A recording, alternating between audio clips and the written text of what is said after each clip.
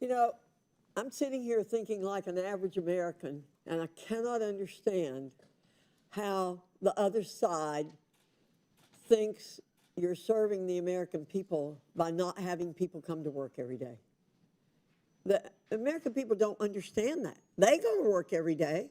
Why is it that the federal workforce is not required to go to their office and do their jobs? And for them to defend that is really mind-boggling. Mr. O'Malley, you're an ambitious man with a long career in elected and appointed positions. I need one word answers from you. In those positions, who were you accountable to? The people. Constituents, taxpayers, the president, the American people? The American people, or the people of Baltimore, or the people of Maryland. It's a republic. Well, that's what we want you to continue to do. But in November, the November 2024 agreement between SSA and the American Federation of Government Employees that you signed allows 98% of SSA employees to telework. Can you explain how you justified signing the agreement that will result in not even meeting the low bar of 50% that President Biden set out for people to come to work?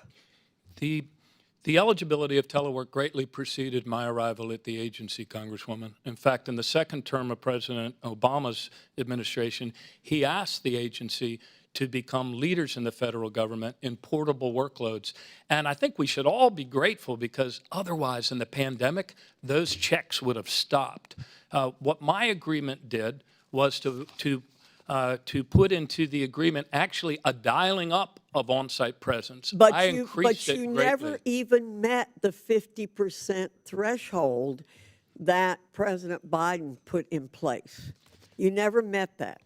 Well, And I think that is such a low bar.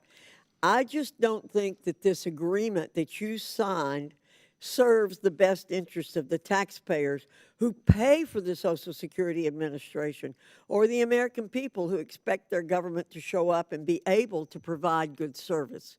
So this, I think it's an abomination that you would sign an agreement to let 98% of the people in the administration stay at home and work. that's not what I did, Congresswoman.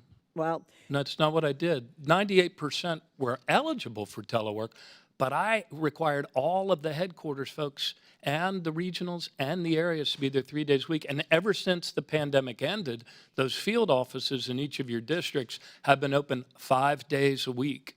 Ever since vaccines were available, 5 days a week. thank you very much. Ms. Gressler, the federal government's the largest employer in the United States with about 2.2 million civilian employees. Out of this number, how many employees have a telework arrangement and how many are remote workers? We know that 43% are teleworking. I believe the eligibility is in the high 50s. In the high 50s. So on a typical day, about what percentage of civilian federal employees show up in their in-person workplace? That we really don't know, because the way that they're classified and the agencies have been measured. So we have no way of tracking how many employees are teleworking or working in their offices. Is that correct? Correct. That's not true. Okay. In a small business or in the private sector, there's no way that management could get away with not knowing exactly how many employees are teleworking or working remotely. It's inexcusable that the federal government does not have a reliable way to figure out where its employees are working. Something has to be done. There has to be accountability. Mr. Davis, welcome back to your committee. As the GAO noted in 2023, 17 of 24 major federal agencies' headquarters in the D.C. area were less than 25% occupied. Ordinary Americans, small businesses, and corporate America can't afford to pay for space they barely use, let alone help the federal government pay for its unused space. What are the economic impacts of having so many empty federal office buildings? Well, you're paying for a service you're not receiving. I mean, very quickly, and if this continues, then you're going to have to downsize. You can't continue on this vein. And from your perspective, what's the impact of telework and remote work in the D.C. area?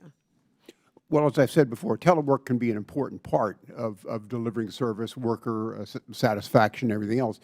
The point here, though, is it's so overdone in Washington and among federal employees compared to where the private sector has moved and other urban areas are. It's have a devastating economic impact on this region and on the metro system in particular. Thank you, Mr. Chairman. I yield back.